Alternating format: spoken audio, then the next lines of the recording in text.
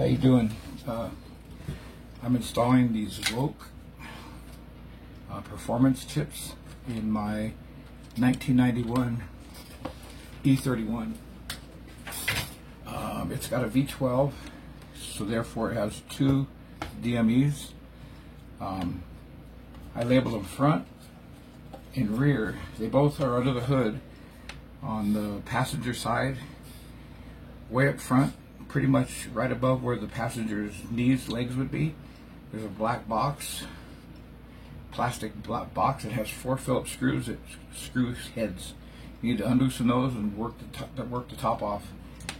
And inside you'll see 3, on my particular car, you'll see 3 similar boxes like this, and they have a big black clunky connector that hooks onto all these pins.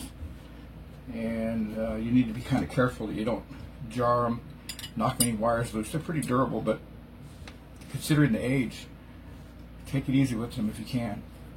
The last thing you want to do is create some kind of a short, of breaking a wire. It'd be a real bear to figure that out, especially when you're trying to do an improvement and all of a sudden you go and do some damage. Anyways, I've already took 8 T20 screws out. That's the tool I use, is a T20. 4 on this side, 4 on this side. Then you have 6 aluminum tabs that have to bend over. And I found the easiest way to do it is I start with a putty knife that I kind of sharpened myself. And I can get it in there and bend those like that. And then I'm just going to work these up straight. Just enough so I can get in there.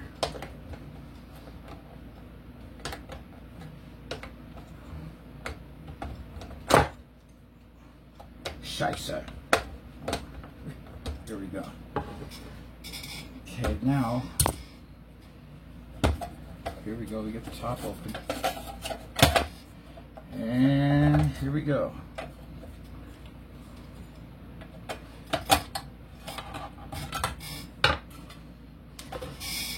Right under this plastic is where you'll find the stock chip. I don't want to mar this PC board. I actually have a better tool to use than that.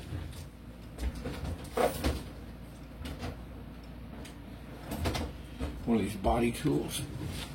It's plastic.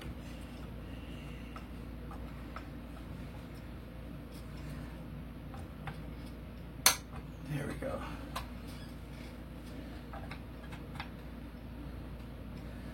Yeah, I live in Southern California, and I go into pick apart LKQ, pick aparts, wrecking yards or self-serve, and I believe it's 95 and older BMWs have this EEPROM style program chip. Newer ones than that, they're soldered in. You can't really remove them. But when I go in the wrecking yard, I pull these out. First thing I look for when I'm looking in under the hood, above the passengers, when you're looking in the engine bay, up on the left-hand side here where the passenger sits, right above where his knees would be, pretty much up in the corner, that black box, plastic lid comes off. These clips are what hold these in, and when I see these clips in there holding the DME, I'm pretty sure that nobody's ever opened it or messed with it. If these are gone, I could tell somebody's been in there. They're pretty hard to put back in. And then another thing is, the way I just opened all these tabs, this one here is unmolested. You can see they've never been moved, and there's like a contour to them. I'm going to put this one here for now so I can work on this one. You know, it's kind of weird because in the wrecking yard, boy, I have this plastic piece off in a minute. I just don't want to do any damage on this one because I want to get in and drive this car once I get this done. There we go. Yes. Okay.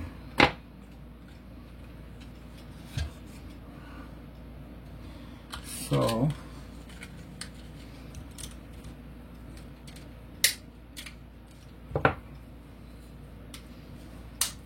I've found Dynon chips a couple times in the wrecking yard that I mentioned. In 3 series and 5 series, I've never, you'll never see one of these E31s in the wrecking yard.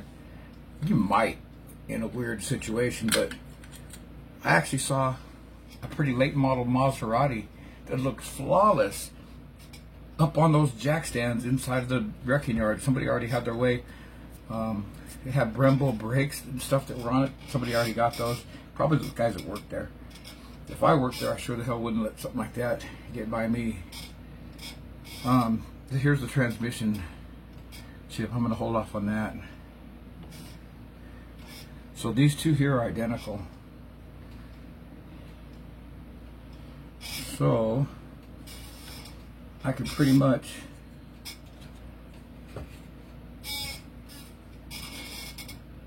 the orientation here, if you notice, there's a little divot on this side here, and these as well have the divot on it. So I'm going to make sure I get that orientation right. That's about the hardest part. This is a very similar process. Made in the Philippines.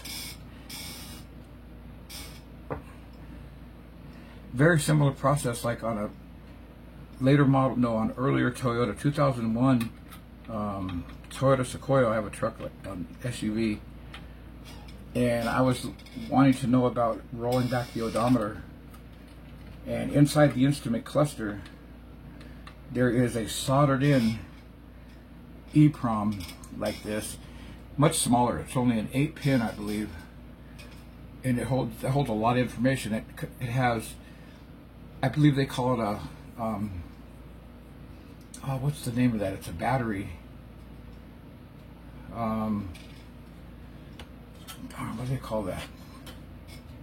It's in computers too. It's like a rudimentary little battery that holds a charge, and it keeps memory. It keeps the time of day and all this stuff current on your computer. It'll hold that tiny bit of power for years. Well, the Toyota's EEPROM has a tiny one built in it, and it remembers your mileage. And you could do a cheat on those by desoldering the EEPROM off the board, and then you get a socket like this. Once again, it's only going to have 8 pins on it though, and you solder that in, and then you can piggyback. You could be able to pull the EEPROM in and out, and you reprogram it. Just change some basic numbers in it, and it rolls back the mileage. I'm not doing that myself, but I wanted to know about the process. It could also be done with a more high-end scan tool, but you know, these days, every time your car has like an accident or service, all your info gets recorded and go online, and so there's no real way. If your car's been to the dealer and been serviced and stuff, the real mileage is going to be shown. It's going to be found out. Somebody investigating it. You know, my truck has 325,000 miles. It still runs terrific. And let's say that I did roll it back to 150. Somebody bought it, whatever, and then had some issues with it, and then they found out that it was rolled back. I'd be in serious trouble. And I would never want to get in that kind of stuff. That's a federal matter, actually. But anyways, back to this. Okay, I got that one in. Got my divot in the correct orientation. So I can pretty much close this guy back up. And I know I'm good here.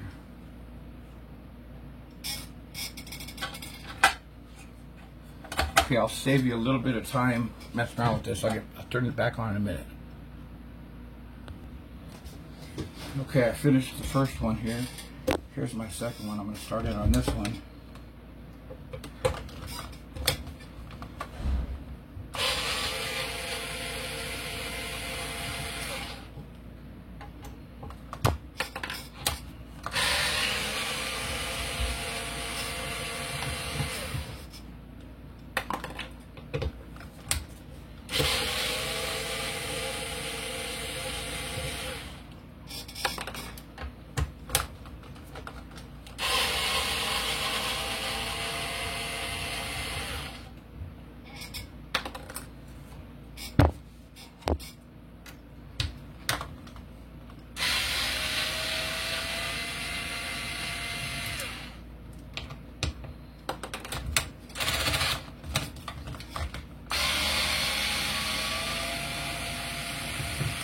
I modified this thing. Somebody was throwing it away, and I knew it was because it had dead batteries. It had nickel cadmium. They don't hold much charge or anything, but I took it apart and I loaded a couple lithium ion 18650s, and that was 2-3 years ago. Amazing how long this damn thing lasts. I didn't put a little charge port or anything on it. I should have.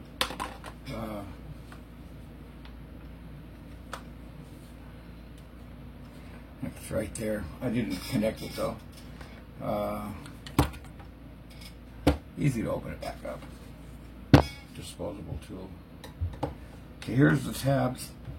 Just got to get them up a little bit.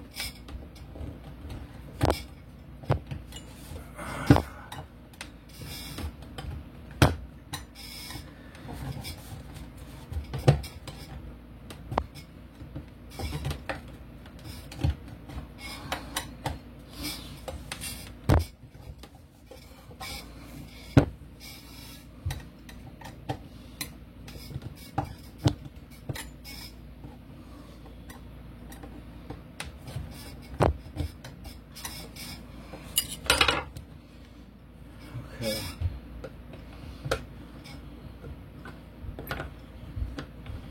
I usually use some lineman's pliers, like electricians, with a big solid jaw, bigger, and it has some nice teeth on it that grab these. But they're downstairs in my toolbox, my other toolbox.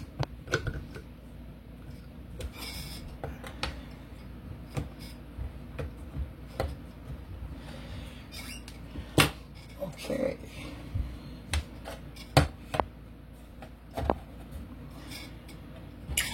Here we go.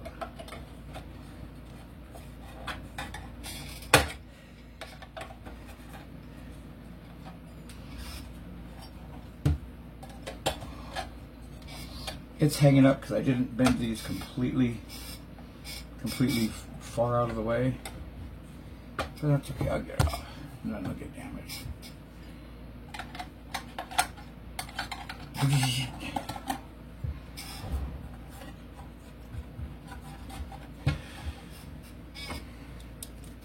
Okay. Yeah, I bent it too far. I just felt it. That aluminum fatigue. So when I bend it back, it stands a good chance of breaking off. No big deal. I think that's more creative than... Ooh, it's not good. Those tabs were made probably to tell if somebody's been into DME. But, well, not that one, this one. Use that like crow's foot on the back there, just rock it sideways.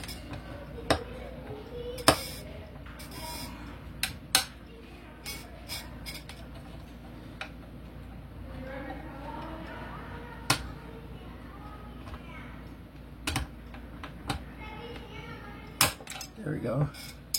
And once again, the divot on the chip has a divot up here. My performance chips will go in the same way. And here she goes.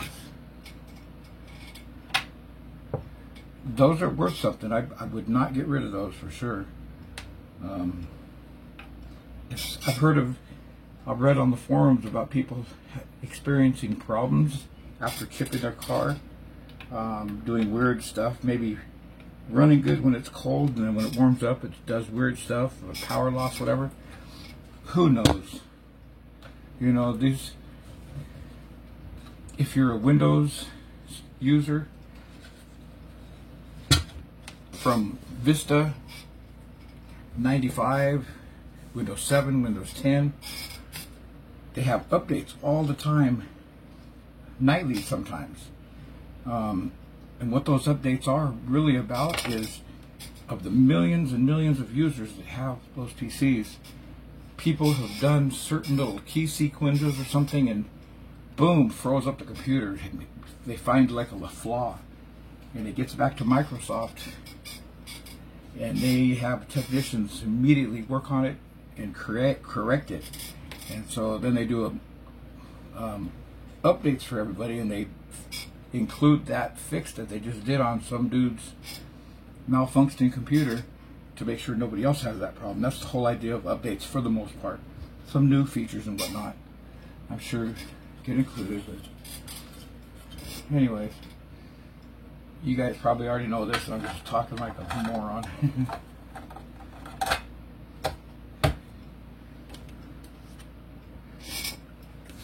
I noticed out of these 8 screws that came out, 4 of them are shiny and 4 are somewhat dull. And I remembered on the face here are where the dull ones were, and for some reason I want to put them back like that.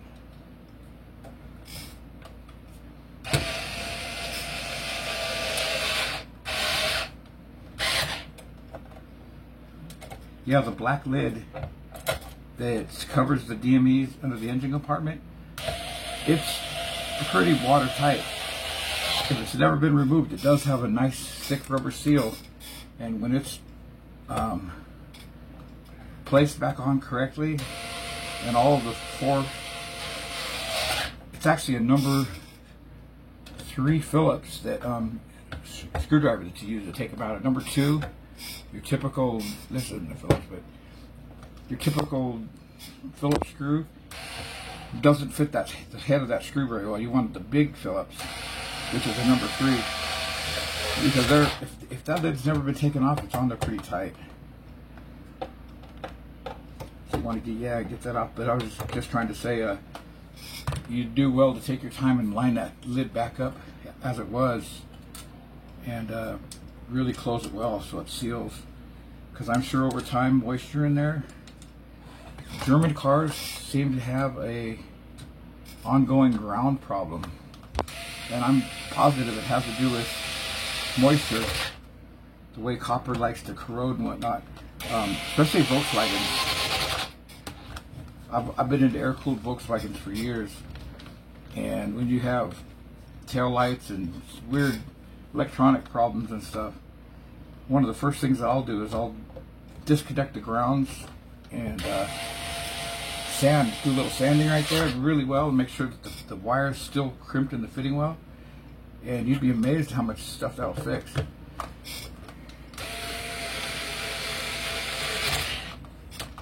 Anyways, put these suckers over and we're ready to put them back in.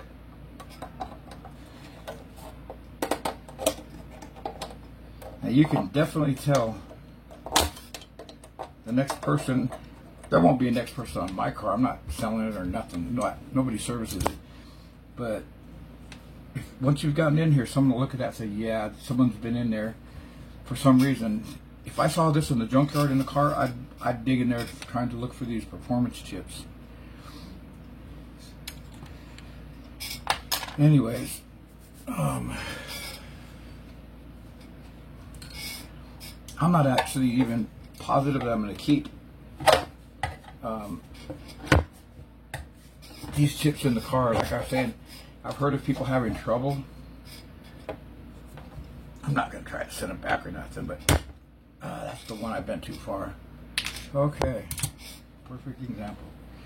All right, so that's the DME parts. Next thing I'm going to do is pull the EWS.